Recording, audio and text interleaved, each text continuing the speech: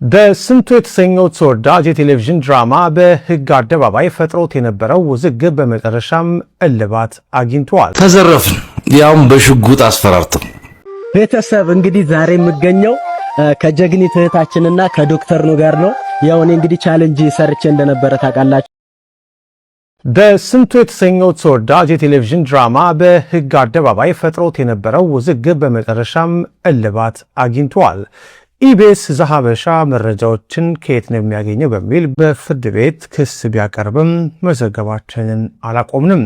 ታሪኩ የሚጀምረው የስር ፍርድ ቤቱ የፌዴራል የመጀመሪያ ደረጃ ፍርድ ቤት ግንቦት 12 ቀን 2018 ዓ.ም ባሳለፈው ጊዜያዊ የእገዳ ትዕዛዝ ነበረ። በወቅቱ ኢቢኤስ እና ሲልቨር ስፕሪንግ ፕሮዳክሽን እና ፕሮሞሽን ከድራማው ደራሲ ጋር በገቡት ውል መሰረት ጉዳያቸው በግልግል ዳኝነት እየታየ ነበረ።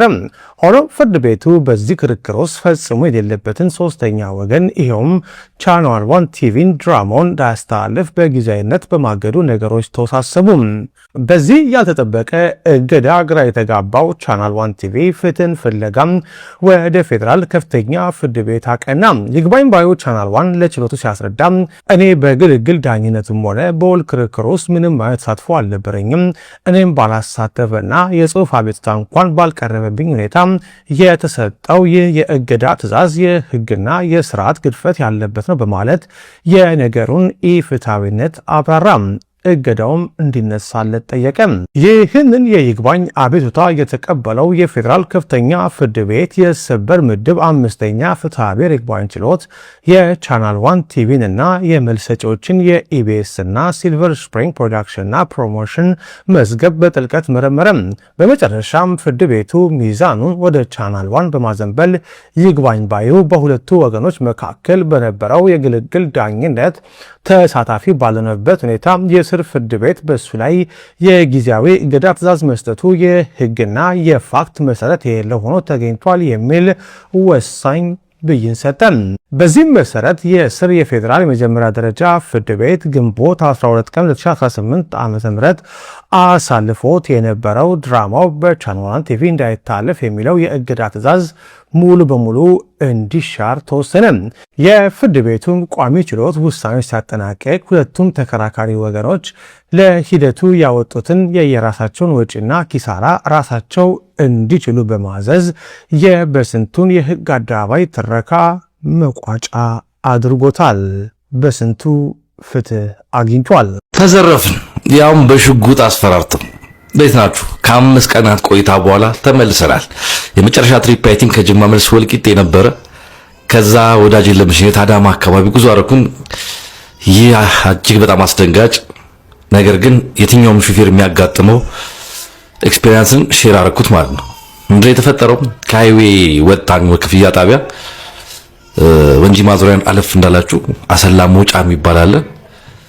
አዳማ ቆርቆሮ ወይም ቀዮ ጋራጅ አካባቢ በግምትና ጎማ ለመስራት ኦልሞስት 1 ሰዓት ፈጀብን።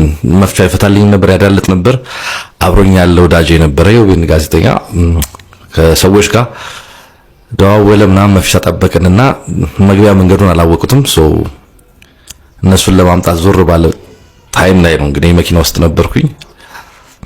ፌስ ቱ ፌስ ከዚህ አደገኛ እና ህይወቴ ትንሽ ለየት ያለ አጋጣሚ ገጠመኝ። ምክንያቱም ከተማ መሀል መሆኑ which is ግራ ገብቶ የነበረና ፒስትል የያዘ ሰው ማይክ ካረገ ምናምን ትሰራለህ። ያው ንግግሩ በኦሮምኛ ነው።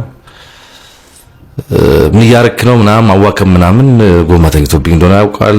የመጣ ነው ትራሊ ዘረፋ እንደሆነ ገባኝ ምናምን እና አቀባበለብኝ ምናምን። ከዛን ስልኮቼን ወሰደ።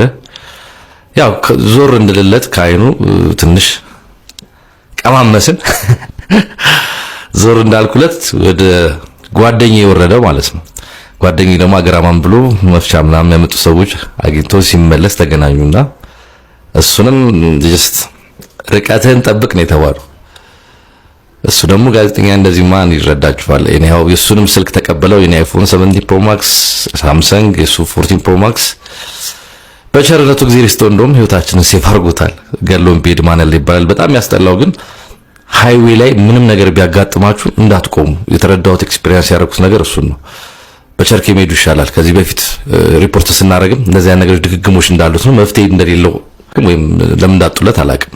በጣም ያሳዘነው ደግሞ ምንድነው በሰዓቱ የቀረባችሁ ቦታ ነው ቃል የምትሰጡት። ይሄ ቦታ አይመለከተንም፣ ይሄ ቦታ አይመለከተንም ምናምን በማታ እንደዛ ተንገላታችሁ ትንሽ ያ ነገር ቅር ይላል። ግን ደንበላ የሚገኙ የፖሊስ አባላት በንጋታው ነው ሄደን አመልክተን የሚመለከተው ቦታ ላይ ላይሆን ይችላል ቼክ እናደርጋለን፣ ግን ቃላችሁን እንቀበል አቴኒ ታይምቲ ስልካችሁ ትሬስ ተደርጎ የሚገኝ ከሆነ ይሄ ወንጀል ስለተበራከተም እዛ ቦታ ላይ ሰው ስለተገደለና በቁጥጥር ስለዋለ የእናንተ ግዛ ያስፈልገናል ብሎ ነው በጣም በሚገርም እንክብካቤ ያስተናገዱ ደንበላ ፖሊስ ጣቢያ አዳማ።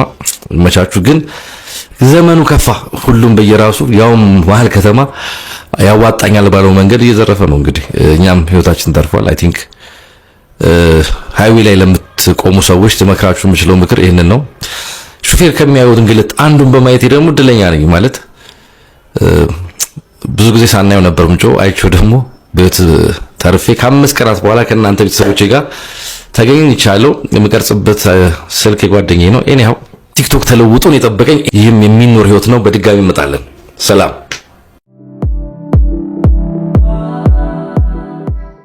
ቤተሰብ። እንግዲህ ዛሬ የምገኘው ከጀግኒት እህታችንና ከዶክተር ነው ጋር ነው።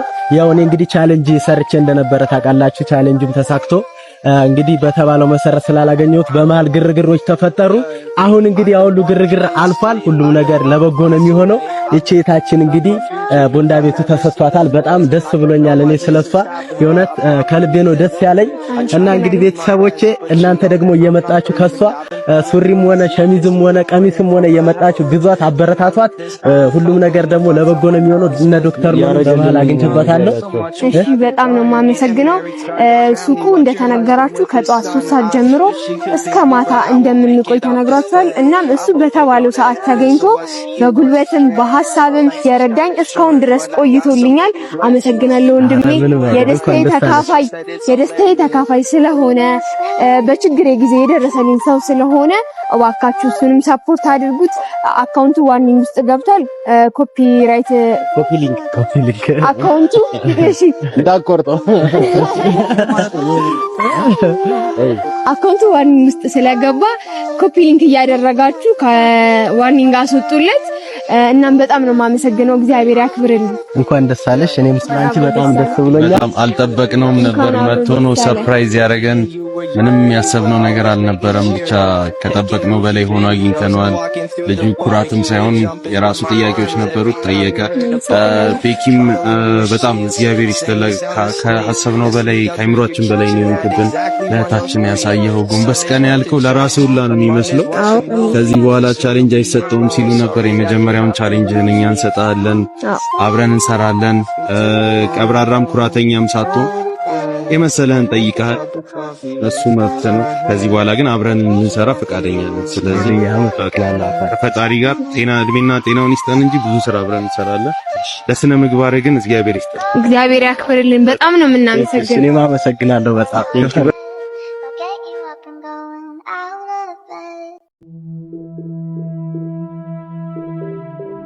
በመከፋፈላችን ሊነግዱ በልዩነታችን ሊያተርፉ ይፈልጉ ሰዎች ሊኖሩ ይችላሉ። ትውልዱ በቀለኛ ነው። በፍቅር ማናሸንፈው ነገር የለም። አንዱን ጥጋበኛ አንዱን ምስኪን እያልን ምን ለይበትም ጊዜ የለም። ቤኪ ዛሬ የሰራው ስራ ከብር ከማውጣትም በላይ ጉልበቱን አሳልፎ ሰጥቶ ሙሉ ቀን ላይቭ ላይ ለዚች ልጅ መሳካት የዳ ቀብራራ ተንጠራርቶ ምን አለ ስትሉት የነበራችሁት ልጅ ግን ለሷ መሳካት ከጧት እስከ ማታ ከብሩም ከገንዘቡም ሆኖ ጉልበቱን አዋጥቶ እንኳን አንገቱን ሳይደፋ ቀና ብሎ የዋለ ልጅ ነው። ከዚህ በላይ ጀግና የለም። ከዚህ በላይ የፍቅር በቀል የለም። በቃ ሰው ነው፣ ይሳሳታል፣ እግርም ከእግር ጋር ይጋጫል። የሆነ ሰዓት ግጭት ነበረ፣ ያ ግጭት አበቃ። ይሄን አንድነትና የመቻልን አቅም ያሳየችንም ሜሪ ቦንዳናት። እድሜና ጤና ይስጥሽ የኔ እናት፣ ለሁሉ ነገር እናመሰግናለን።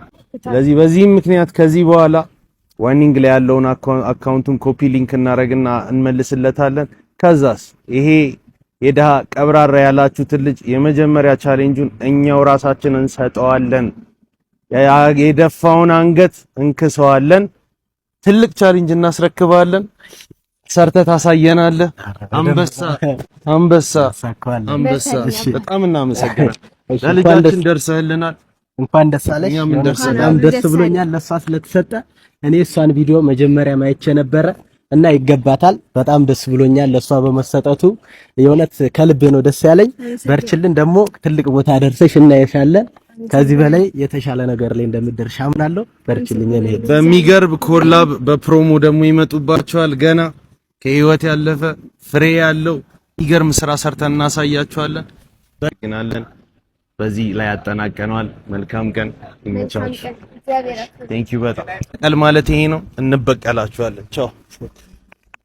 ውድ የድምቀት ቱር ቤተሰቦች በዚህ ቪዲዮ የነበረን ቆይታ ይህን ይመስል ነበር።